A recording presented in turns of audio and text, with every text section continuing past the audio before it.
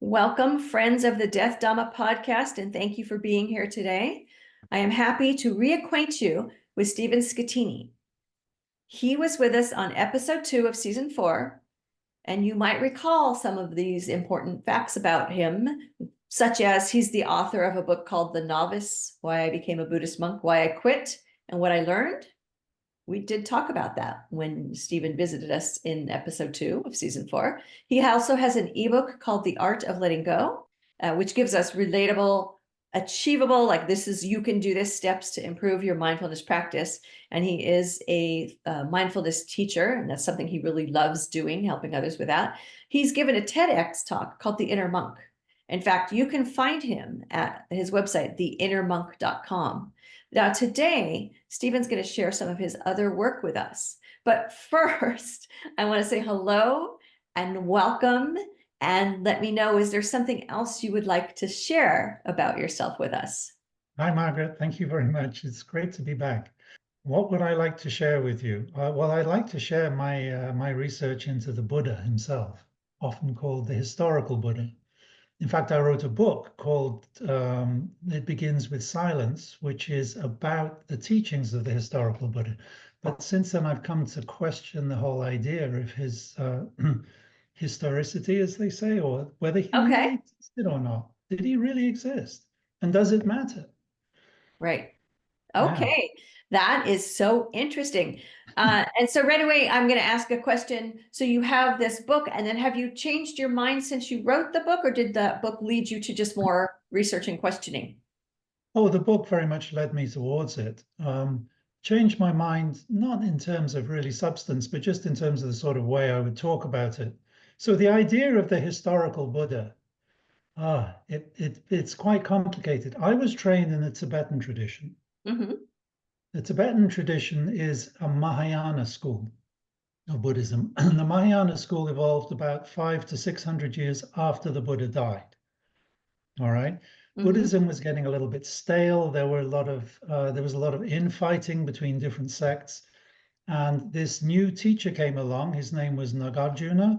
Okay. He, he's been called now. They call him the second Buddha, and he came across with this idea of the Mahayana, or this new sort of Buddhism. And the point of this is, well, it gets complicated, but for the Tibetans, they've they're completely dedicated. They're all the different schools of Buddhism are founded on Nagarjuna's work. Okay. So after I'd been with them for 8 years, I was very eager to get back to the source material, the original stuff. Mm-hmm. And in order to do that, I literally had to leave Tibetan Buddhism. I went to Sri Lanka, where that's what they teach. It's called the Theravadan tradition, or Mm-hmm. the elders, the tradition of the elders. And you get a very different feel. It's still Buddhism, it's still the Buddha they're talking about, and he Mm-hmm. sort of has the characteristics that you'd expect, but the general feel of it is much more down to earth. Hmm. There are far fewer invisible demons. The, Okay. your credulity is not being stretched so much. It's much more psychological. It's about what you're doing with your mind now. What are the consequences? It's about cause and effect. It's really substantial. So when I saw that, I first of all developed an interest in it, and Mm-hmm. then that interest turned into a sort of a preference. Because for me, the Tibetan tradition is very complex, very sophisticated, and you've got this combination of incredible insight and astonishing superstition. And Okay. so I wanted to get away from that. And in doing that, in my research into early Buddhism, what's known as the Pali Canon, I turned up all sorts of stuff, which is really fascinating and which is really helpful to my practice as well and to my teaching. So I'm curious about something. As you did that research, did you find any, I'm going to say like threads, connections between what you had been taught with Tibetan Buddhism and, following Nagarjuna and the Pali Canon? Did you find some integration points? Oh, yes, absolutely. Okay. What Nagarjuna taught was not, he didn't sweep the old Buddhist stuff under the carpet. He Okay. basically took it all and reorganized it. So it's all in there. but it's in a very unfamiliar, well, a very different form anyway. Mhm. If you're familiar with early Buddhism, you'll find Tibetan Buddhism, Tibetan Buddhism is complicated. it is complicated. Yes, I understand. When you're describing that, I am picturing, the images and the different demons and deities and representations. And I will say I am actually a practicing Theravada Buddhist, and I wonder if I like it because I find it to be more straightforward. Well, you're not the only one. Well, it's Well, good that there is something for each of us, well, that's it. right? That's I it. don't know if I would say not everyone believes that, some people would, there goes back to the being human of no, this is the way. But I believe it's good that there are different ways in which some of us can embrace teachings. I guess I'll say Look, it the that way. great strength, I have to say, the great strength of Tibetan Buddhism is in its compassion teachings. There you go. They're really extraordinary and they're Yes. wonderful. I Um, do really relate to that, definitely. yeah, Okay, and so that what is would you really consider something. to be your most interesting discovery in this research that you've done? It's about the life, the times of the Buddha, Uh-huh. what he was actually living with. Because you go to any Buddhist teacher, whether Theravadan or Tibetan or Chinese or any, and they'll basically present the Buddha as being somebody who was very holy, who was very concerned with other sentient beings, and Mhm. because of this, decided to become enlightened and then taught this wonderful thing in order to relieve everybody's suffering. True, but that's a huge simplification. I mean, when you grow up in a family and you decide at a certain age, in his case, he was 27, I think, Right. you decide at a certain age to abandon everyone you know, everybody you love, everybody who loves you, give up all their expectations. There's a reason for it. Right. It's not just because he's this incredibly saintly person. I mean, he taught cause and effect. This is all about cause and effect. So, what was the real? What turned his mind? And what stands out is remarkably simple. And what's even more remarkable is the fact that it's overlooked so much. And It's what's not. that? What is that? I tell you what it is. Yes. The place he came from was a small country, Sakya. Hmm. It's often presented as a magnificent country and he was a prince and all that. But anyway, next door to Sakya was Kosala, which was 100 times bigger, had a standing army, and was constantly threatening Sakya with takeover. Oh, And this was true when he was a boy, and this was true all through his life until the last couple of years. And that's when Kosala invaded Sakya and destroyed it. oh, you're right. That piece is not Mhm. discussed very much. Perhaps the proximity and the fact that there was friction between the two clans is mentioned, but please continue because I don't recall learning this piece before about them taking over. So, It was they literally annihilated the Sakyan people. mm, Okay, it was a cultural and a physical genocide. hmm.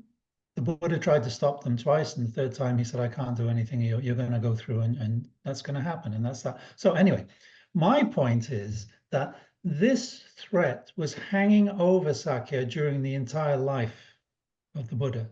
He Okay. grew up with it, and I cannot believe that that didn't factor into his motivation to leave home, to find an alternative. An alternative, what he was trying to get away from materialism to find a spiritual solution or some sort of something else, which is why we meditate, isn't it? It's why we go to religion and to philosophy and to mindfulness in order to find something that is not, that doesn't decay, that doesn't fall apart, that doesn't die. That We're makes looking for sense. something more substantial. That makes sense. You know what also I'm struck by is, your description of, the conditions he was living in, which, spurred him on to leave to find something else. Although for him it was something spiritual, I do think that in a way you are describing the journey of most immigrants. Because why do you leave your home? Why does anyone leave home? And it's because usually to find better conditions. And so in Yeah, this way, I feel like in a way, he was like the immigrant's story, but as you're saying, his story was of a spiritual quest. yeah. Well, he wasn't looking for better material conditions. Right. He Yeah. wasn't looking for jobs, or No. better education. But I guess I don't know. I saw a little similarity there. Well, in a Yes. sense, actually, he was looking for a job. He was looking for something which gave his life meaning. Ah, okay. I mean, Well, that's what okay, real work I is. see that. And when he was born, right, it was forecasted he would either be a great warrior king or a great spiritual leader. And so, Hmm. yes, I guess he was, definitely he was rejecting the warrior king role. And so Totally. searching for whether he was consciously doing it, searching for that spiritual leader role. Okay. Now, also, when you think about it, so he grew up, he became a young man. He went through all the rituals of his life. He was in training to take over as the head of the clan. So he Mm-hmm. was probably going to the meeting place with his father and learning the law and seeing how it was dispensed. And he was involved. He was trained. He was ready. He was 27. Right. So Which it is wasn't a in young those guy times leaving could home be to go to considered an school. advanced age, right? Yeah. Sorry? I said in those times, I guess that could be considered an advanced age that in theory, Mhm. if you're his father, you would look at him and think like you should be ready now. Yeah, more than ready. He should More be than halfway ready. through his life at it. Yeah. Mm-hmm. Mm-hmm. So to me, you can't just talk about what he taught and his ideas and his thinking without taking that into account. Okay. I find that absurd. And when you do take it into account, it explains a lot of things. It does. Absolutely. And as you've discovered that and looking at that, what you feel is overlooked, but could be, the obvious motivation for leaving the friction between the clans. How did that change your practice or your beliefs around Buddhism? What it did for me was it made the Buddha somebody I could relate to more, made him more human. Okay. The Okay. Buddha that's presented in Tibetan Buddhism is absolutely phenomenal, spectacular, Mm-hmm. um, unmatchable, omniscient, like God. I mean, it's I cannot imagine being that or becoming that. But of course, the whole point of Dharma is to aspire to exactly that. You're trying to become enlightened yourself. Right. So bringing it down to earth in this way made the Buddha much more tangible to me, much more relatable. Someone who struggled and sometimes messed up. I'm very interested in finding and discussing the mistakes that the Buddha made. Okay. Um, Exploring the idea that he might have had a sense of humor, that he could be sarcastic. These are sides of him which are never presented because they sort of disturb the idea of perfection. But perfection to me makes him less relatable, not more relatable. I agree. And I'm wondering if there's a cultural challenge where sometimes, as human beings, some of us across multiple religions, we need that religious leader to be more than, to be like a deity, like a hero.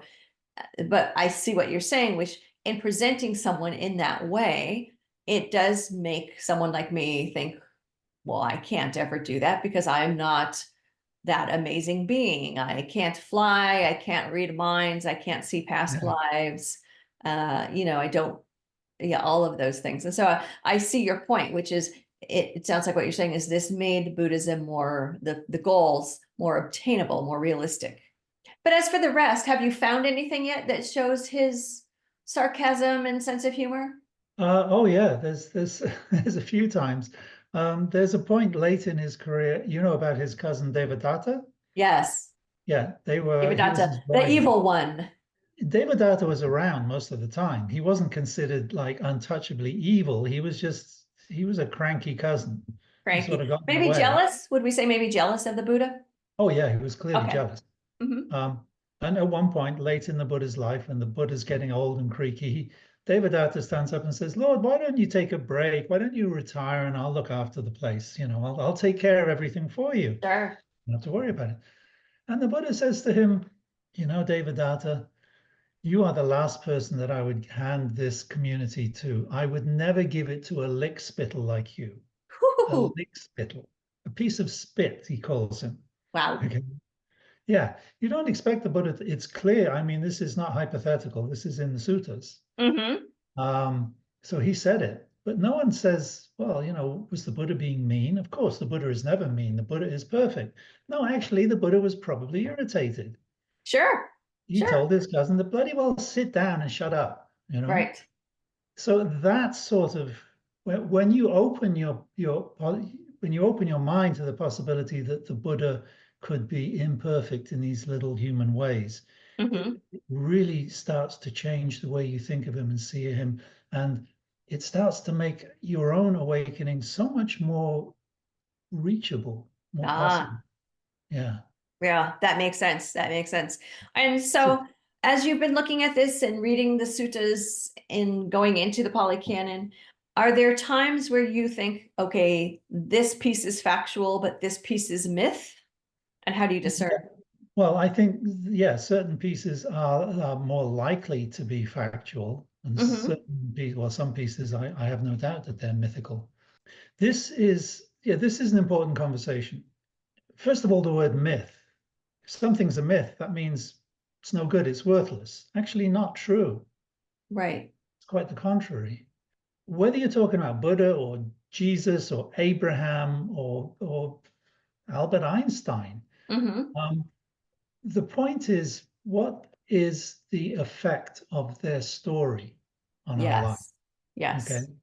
So whether the Buddha existed, let's say the Buddha didn't exist. Okay. Somebody made up this story. Okay. Hmm. They made up the myth. Okay, fine. Does that make the myth without any value? That's the key question. Yeah. I would say the myth, if you will, has value because why does it exist and what is it trying to teach us, Mhm. right? Yeah, exactly. What's in it? Try it. Put your head in there and see what it does and see if you learn anything. Does any Hmm. insight come out of it? And of course, I mean, generations of Buddhists will tell you, yeah, tons of insight. If you discover that the Buddha didn't exist, does that suddenly make everything, all that insight disappear? Not at all. I hope not. I No. hope not. Yeah. And you know what? I think maybe the irony of this could be if it's all story, I'm not even going to say myth right now. Let's say if it's all story, Mhm. someone or someone's got together and invented this character Yeah. and then invented the teachings that this character in the story gave Mhm. and did all that work. The irony to me is that that person or group are probably actually Buddhas in the way they describe the Buddha. Does that Well, make we can sense? find out by taking all those teachings and applying them and see if they work or not. Yes. So when it comes to the historicity of the Buddha, there's a lot of doubts. Maybe he didn't exist. Mm-hmm. And a lot of Buddhists are really, really troubled by this. Mm. And I find that disturbing because the Buddha himself was the first one to say everything's just an illusion. This is all just causes and conditions. And if you want salvation, you're not going to find it in me. You're going to find it in yourself. So is it fair to say that whether the Buddha did or did not exist does not truly concern you? It doesn't concern me, but Mm-hmm. I know it concerns lots of people, Okay. Does and that that concerns. change how you teach? Because I know you are helping others and you're teaching mindfulness. And does that potential, myth versus reality, does that impact how you teach and how you speak to people? It does. It does. When I was a card-carrying Buddhist monk, Uh-huh. um, I was very careful and very conscious of being careful to always present the Buddha in a positive light. Not just the Buddha, but the Dalai Lama, our teachers, everybody, you Mm-hmm. know. And when I realized, when I went through this and I came to my different conclusions, I had a sense of freedom. I didn't have to present, it's not my job to present the Buddha as being a certain way. It's Mm-hmm. my job to explore his teachings and pass on what I can. Ah. So when you have to present the Buddha in a certain way, when you're a representative of a Buddhist institution and everybody's looking at you to make sure you're following the rules, then that's Mm-hmm. very constraining. So I allowed myself to break the rules, and Okay. I allowed a lot of people to hate me. I let that not bother me Mm-hmm. as much as possible, and that gave me the ability to ask questions which other teachers don't ask. And they're not profound questions necessarily. They're very simple, like the ones you just asked me. Do you think the Buddha really existed? Well, Mm-hmm. maybe not. So maybe it was other people. So maybe Yes, it's the myth that and it sort of clarifies all that. It's what he taught that counts. It's not him. It's the lesson. It's the value of the lesson. And I think, Exactly. as you're pointing out, reap, so to speak, the value or the benefits of the lesson. We need to practice. It's the only way. It's the only way. And Mm. then through practice, we will see for ourselves. Yeah. And so Yeah. I think possibly something that you're sharing is that you're doing this research and the Buddha may or may not have existed. And to you, what matters is the message and the practice, and that you are finding it valuable, whether or not you can point to an actual fact of a living, at one point, living, breathing Buddha. Yeah. It's not just about that. I realized as I'm saying that, as you recited, as you said that back to me, I realized that I still also have an affection for the Buddha. So if he didn't exist, is that allowed? Well, I mean, I like to watch Star Trek, and I have a certain affection for Data, the android. Does he Yes. exist? Absolutely not. So I can still feel that, but that feeling for the person is sort of important.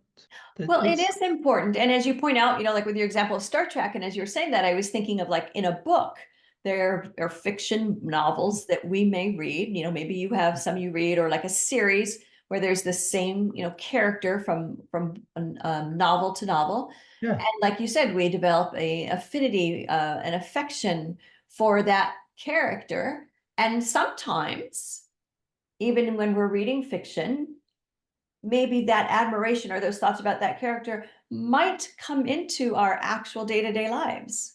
oh yeah, I think it does. I don't think there's any might about it. I think it does. When I'm trying to read something that the Buddha said, I noticed in the back of my mind, I'm sort of visualizing him saying it, and I have a feeling for this person and his sense of humor or compassion or something. And yeah, sure, it's my projection, Mm-hmm. but that's what helps to convey the message, convey and it gives me stuff for my mind to latch onto so I can think more widely, more broadly about it and put it in perspective. Right. It's all about context. So could we say that is skillful when it's pointing us in a positive direction in our Yeah, practice? yeah, exactly. Right. If it points to greater clarity, then great. Mm-hmm. That's Mm-hmm. what it's So all about. Buddha or no Buddha, it's okay. Sorry? If whether there's a Buddha or not a Buddha. It's about understanding your own mind. It's about knowing yourself. It all comes Absolutely. down to that. Okay. So what are some key messages that, and we may have covered them, but just to, reconfirm, some key messages that this work you've been doing what has key messages have come from this? The first one is, I would say, don't be lazy. Oh, okay. Yeah. Um, the way I was taught the Tibetan story, well, it's not just that it's Tibetan, but the institutional story where you have this perfect historical figure Mm-hmm. and everything he said is right, and everybody who criticizes him is wrong. And all the answers are there. I don't have to work on it. I don't have to think about it. I don't have to do anything. All I have to do is believe. That's what I call laziness. Right. So what I've done to try and connect to a bleeding, painful human being is to try and imagine him as being alive, as being like me and you. Mm-hmm. And injecting all this negative stuff into him has actually made him more available. And it's hard work. And it's difficult because I'm not sure. Can I be sure? No, I can't. I'm only guessing. I'm trying. I'm exploring. Mm-hmm. So I don't have that certainty, that absolute certainty that everything's going to be all right, that I've chosen the right path, that the universe is going to look after, Buddha's going to look after me, God, whatever, however you want to see it. This is one of the two ways in which everybody gets to choose how they approach their religion. Do you come to it for consolation, to feel safe and secure, or do Mm-hmm. you come to it as a challenge to try and really figure out what the hell this is all about, this life?